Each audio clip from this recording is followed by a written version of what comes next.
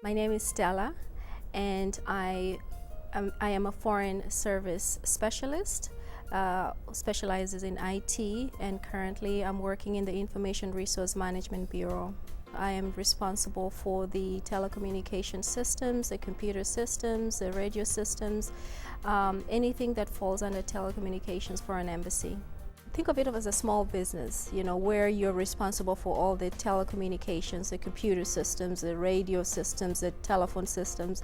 So you're that person that everybody comes to when they need, to find out how come I can't get on the internet, or how come my phone is not working. So you're the person that they come to for all these type of questions, and you have to be knowledgeable in all these areas in order to be able to help them out. The most memorable was probably, I would say, Kampala. Even though it was a hardship, but Kampala is an up-and-coming country in Africa, and it has a lot of potential in terms of what they were doing with the different resources that they had, whether it's to build the skills of the children in schools or the women, to expose them to the different, let's say, resources that are available to them. As an IT specialist, I also volunteered, in terms of teaching the children, how to use computers and how to identify the different parts of computers. So there was a lot of opportunities for different things to do, not just at the embassy, but also in the community. Using the skills that I have acquired and the knowledge, and you have to understand, as a foreign service specialist, it doesn't stop just in the office and at the job.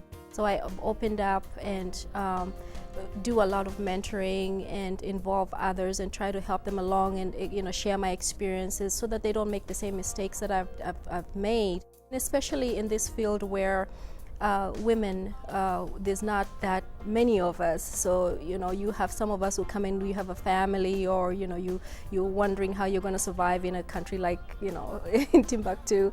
So I think I've been able to enlighten some of them, mentor them, and help them to understand that even though you're going out in that particular part of the world, it's the middle of nowhere, but you're still going to be under guided.